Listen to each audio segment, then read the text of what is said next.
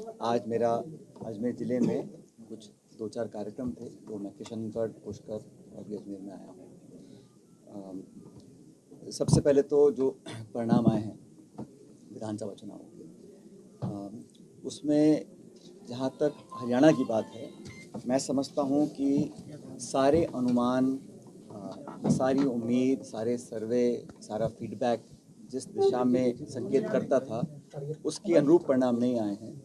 और हरियाणा में जो लगभग पूरे देश में इस बात को सब सर्वसम्मति से मानते थे कि वहाँ अच्छे बहुमत के साथ हम सरकार बनाएंगे, और जब परिणामों की गिनती चालू हो रही थी मतगणना की, तब रुझान एक तरह के थे।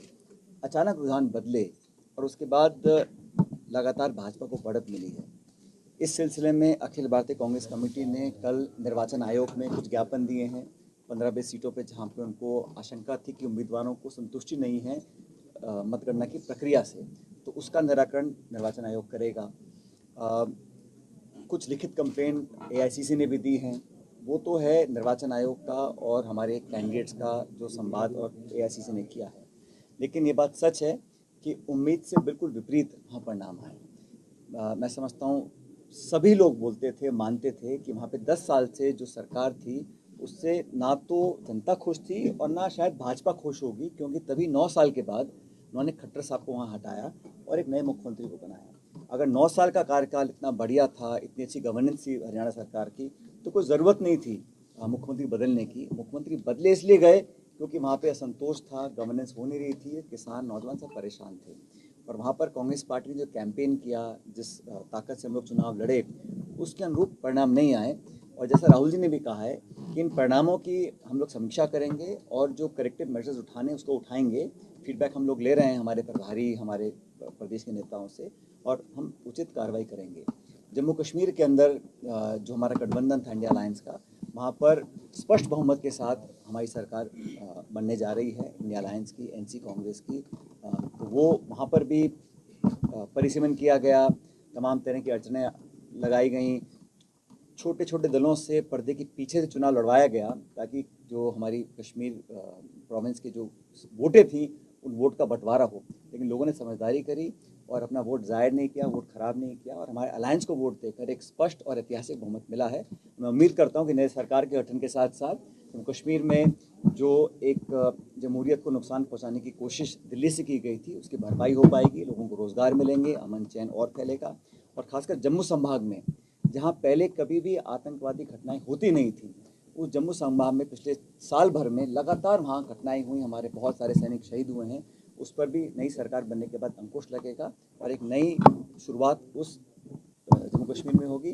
और मैं उम्मीद करता हूँ कि जल्द से जल्द जम्मू कश्मीर का जो स्टेटहुड था, जो छीन कर उसको यूटी बनाया गया था, केंद्र सरकार ने भी कहा है कि हम उसको करेंगे। मैं उम्मीद करता हूँ कि स्टेटहुड बहुत जल्द जम्मू कश्मीर के लोगों को मिल पाएगा। आप बोलो क्या कहना चाह रहे थे? हरियाणा चुनाव के बाद आगे राजस्थान में भी 7 सीटों पे चुनाव होने हैं, इसको लेके कांग्रेस में देखिए, जहाँ तक राजस्थान के संदर्भ की बात है, ये पहली बार हुआ है कि 10 महीने हैं सरकार को बने हुए। इन 10 महीनों में आम चुनाव भी हो गए, लेकिन जिस प्रकार का सरकार का निर्माण हुआ था, जब भी जनता सरकार बनाती है कुछ उम्मीदों के साथ बनाती है।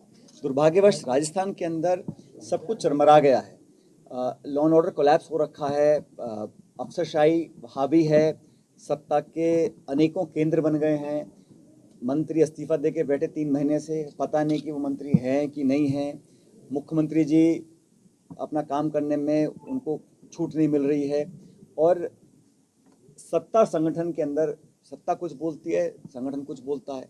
तो जो कन्फ्यूजन हो रहा है उससे लोगों के काम हो नहीं पा रहे हैं। आप ग्रामीण क्षेत्र में जाके देखिए, निर्माण के विकास के जो काम थे लगभग ठप पड़े हैं, बजट आवंटन नहीं हो रहे हैं, फाइनेंशियल स्वीकृति नहीं मिल रही है, जो काम लास्ट गवर्नमेंट ने किए थे उनको भी रोक दिया गया है।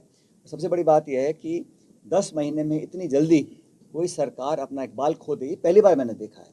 क्योंकि यहाँ पर भी पूर्ण बहुमत की सरकार है, और जो सरकार बनने के बाद लोगों को उम्मीद थी किसी सूरत में पूरा नहीं कर पा रहे हैं, चाहे नौजवान हो, चाहे किसान वर्ग हो, चाहे खुद की उनकी बजट घोषणाएं हों, तो हर तरफ सरकार फेल हो रही है। और इसलिए हो रही है क्योंकि खिंचाव बहुत ज़्यादा है सरकार के अंदर, और जो उनका गवर्नेंस स्ट्रक्चर है उसका खामियाजा जो है वो जनता को उठाना पड़ रहा है। लेकिन जहाँ तक उपचुनाव की बात आपने पूछी है, मैं स्पष्ट करना चाहता हूँ, राजस्थान में जो जब भी उपचुनाव डिक्लेयर किए जाएंगे सभी सीटों पे कांग्रेस पार्टी जीतेगी। हम लोगों ने बहुत पहले से अपनी तैयारी कर रखी है और मुझे नहीं लगता कि बहुत ज़्यादा हरियाणा के चुनाव का प्रभाव इन उपचुनाव में पड़ेगा, क्योंकि अलग राज्य है, अलग परिस्थिति में उपचुनाव हो रहा है। और लोकसभा चुनाव के अंदर जहां पिछले से पिछले चुनाव लगातार हम लोग सीट नहीं जीत पाए थे, इस बार हम 11 जगह भाजपा को हमने पराजित किया है। इसलिए उपचुनाव में अधिकांश सीटें हमारे पास थी और मैं समझता हूँ 7 सीटों पर चुनाव होगा। उपचुनाव सभी सीटों पे कांग्रेस मजबूती से लड़ेगी और जीतेगी, ये मैं आपको विश्वास से कह सकता हूँ।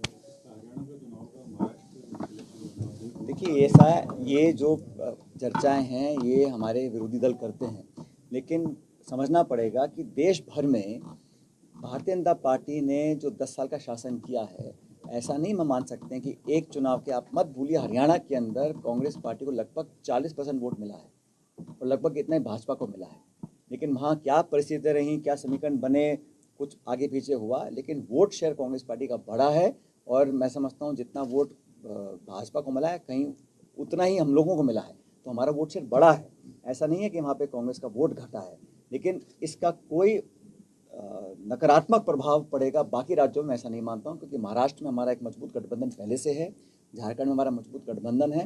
लेकिन कांग्रेस पार्टी को जहाँ पर भी जो कोर्स करेक्शन करना है उसको हम लोग करेंगे, लेकिन मुद्दे हमारा नेतृत्व, हमारा चुनाव जो जिस जज्बे से हम लड़ते हैं कार्यकर्ताओं के दम पर, वो लगातार करते रहेंगे। कल ही आपने देखा होगा दिल्ली में हम लोगों ने अपनी शुरुआत कर दी है, झारखंड के चुनावों की तैयारी कर रहे हैं। महागाड़ी का जो हमारा गठबंधन महाराष्ट्र का। ताज़ा खबरों के लिए विजिट करें द फैक्ट इंडिया की वेबसाइट और डाउनलोड करें द फैक्ट इंडिया ऐप।